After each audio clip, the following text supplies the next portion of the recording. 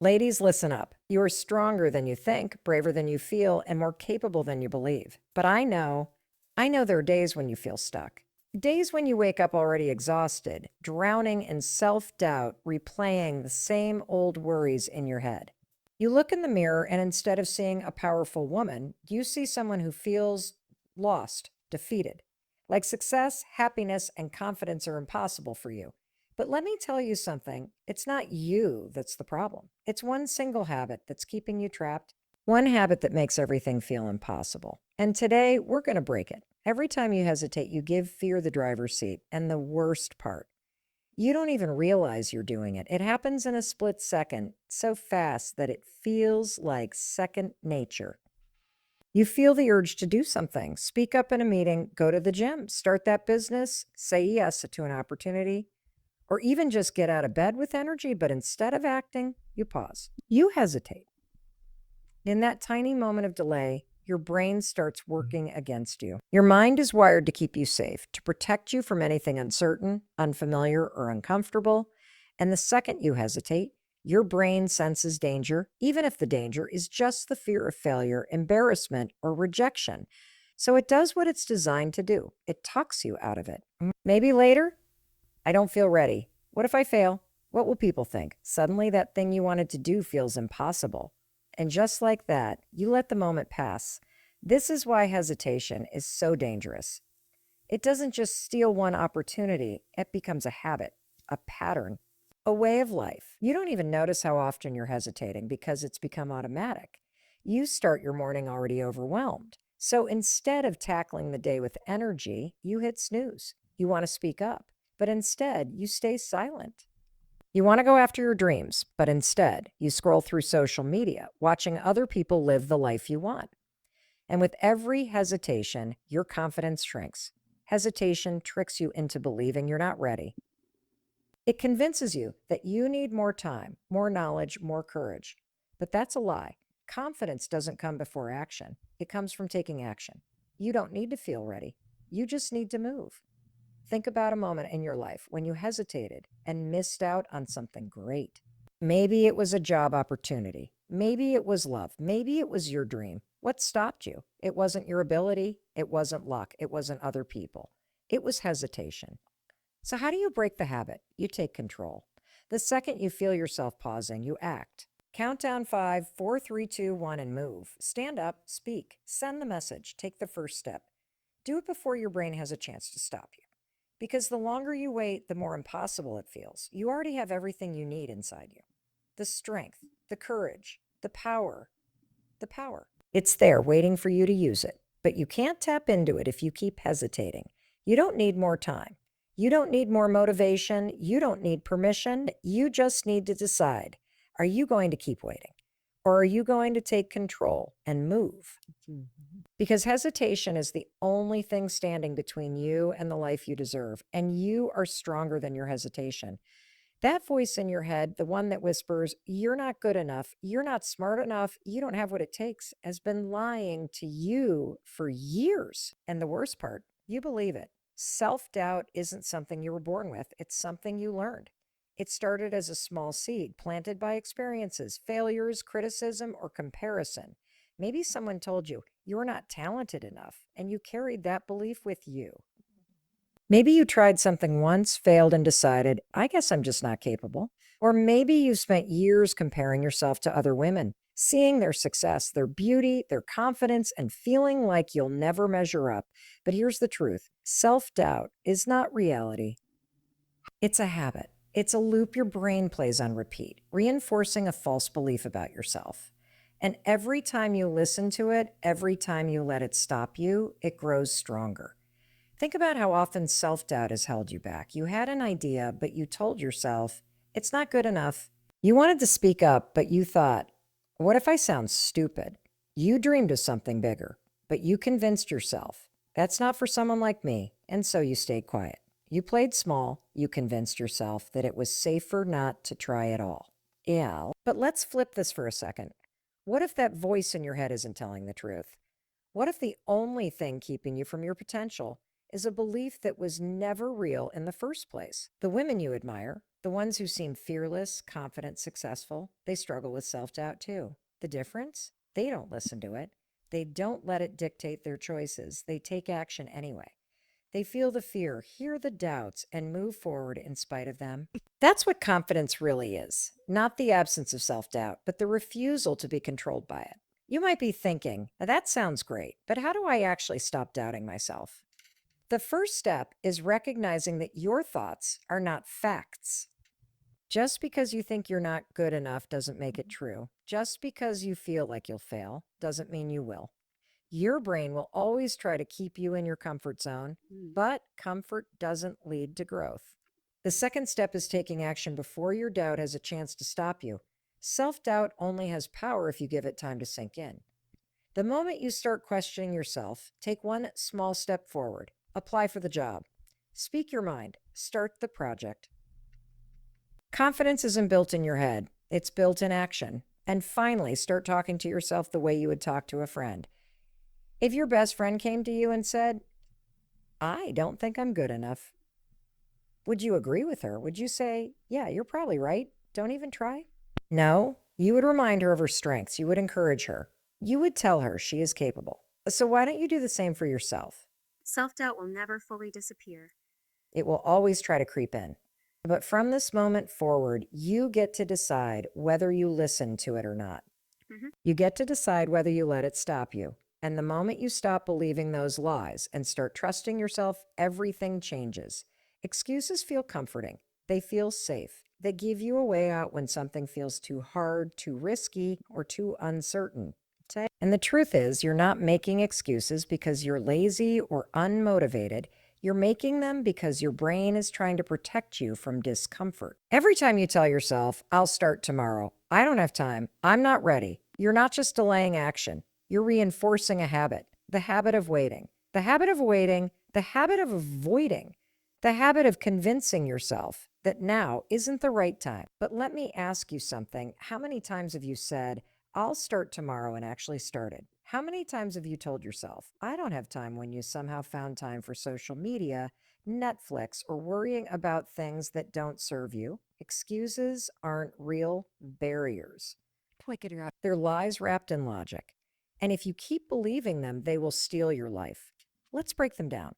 One of the most common excuses is, I don't have time. But the truth, you make time for what you decide is important. If your best friend needed you, you'd find time. If someone offered you an all expenses paid vacation, you'd clear your schedule. You don't lack time, you lack a decision. Then there's the excuse, I'm too tired. Of course, you're tired, but tiredness isn't just physical, it's mental, it's emotional. And most of the time, it's not that you don't have energy, it's that you're exhausted from the weight of hesitation, overthinking, and avoiding what you know you need to do. Action creates energy.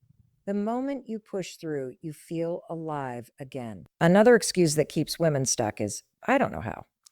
Listen, nobody knows how in the beginning. Every successful woman you admire started clueless. They weren't confident. They built confidence by doing. Waiting until you know how is just another way to avoid starting. And then the most dangerous excuse of all, oh, what if I fail? What if you do? So what? Failure isn't the opposite of success. It's part of it. The real failure is never trying at all. Every single successful woman has failed more times than you can count. The difference is they didn't stop. So here's what I want you to understand. Your excuses feel real, but they are not valid. They are stories your brain has repeated so many times that you've mistaken them for truth. But the real truth, you don't need more time. You don't need to feel ready. You don't need perfect conditions. You just need to stop waiting for things to be easy and start moving, even when it's uncomfortable, because on the other side of every excuse is the life you actually want. The version of you who is confident, strong, and successful, she's not waiting. She's not making excuses. She's taking action. So the next time you catch yourself saying, I don't have time, I'm too tired, I don't know how, or what if I fail? Stop, challenge it. Ask yourself, is this true? Is this just fear talking? Then do the one thing excuses hate the most. Take action anyway. From the moment where little girls were taught to seek approval, be polite, be likable, don't upset anyone. And as we grow up, this turns into something even more dangerous. The habit of constantly seeking validation from others. You want to know if you're doing the right thing, so you ask a dozen people for their opinion. You second guess yourself before making decisions, worried about what others might think. You hesitate before posting something online, afraid of judgment. You hold back your true self because you don't want to be criticized. And without realizing it, you've built your life around one question: do they approve of me? But here's the truth, and I need you to hear this: you will never be fully accepted by everyone. No matter how hard you try, no matter how much you shrink yourself to fit into other people's expectations, there will always be someone who disapproves, someone who judges, someone who thinks you're too much or not enough or doing it all wrong. So why are you wasting your life chasing approval that will never come? The women who make history, the women who change the world, the women who live fully, they don't waste their time trying to please everyone. They don't filter their dreams through other people's opinions. They don't ask for permission to be themselves, but I get it. The need for validation feels safe. It feels like if you can just get people to approve, to support you, to cheer you on, then maybe you'll finally feel good enough. But let me ask you this: how many times have you held back because you were afraid of what someone might say? How many dreams have you delayed because you were waiting for the world to tell you it was okay? And even when people do approve, does it really change how you feel about yourself? No, because external validation is like a drug. It feels good for a moment, but it never lasts. You always need more. And if you don't get it, you spiral into self-doubt, questioning whether you're doing the right thing. So, what's the answer? How do you break free from the need for approval? You decide right now that your opinion of yourself matters more than anyone else's. You stop waiting for permission to be great. You stop giving your power away to people who don't live your life. You stop letting strangers on the internet dictate how you feel about yourself. The next time you start to seek validation, pause and ask yourself, do I actually believe in what I'm doing? Do I love this? Does this make me happy? Because that's what truly matters. And if someone doesn't approve, let them disapprove. Let them misunderstand you. Let them judge. Their opinions have nothing to do with your worth, your potential, or your destiny. The most powerful thing a woman can do is stop seeking validation and start living for herself.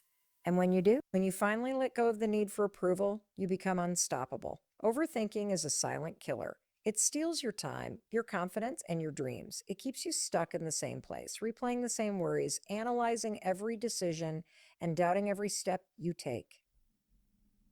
It's exhausting. You spend so much time in your head that you forget to actually live. It starts small. You have an idea, a goal, or a decision to make. But instead of acting, you start questioning everything. What if this doesn't work? What if I fail? What if people judge me? What if I regret this? Before you know it, you're trapped in a cycle of endless thoughts. And instead of making a move, you freeze. Overthinking doesn't make you more prepared. It doesn't give you more control. It doesn't bring clarity. It only creates fear. And the longer you sit in your thoughts, the harder it becomes to take action. Think about all the times overthinking has robbed you of an opportunity. The times you wanted to start something new, but convinced yourself you weren't ready. The times you hesitated to send the message, take the trip, change careers, or say yes to something exciting, only to watch the moment pass you by.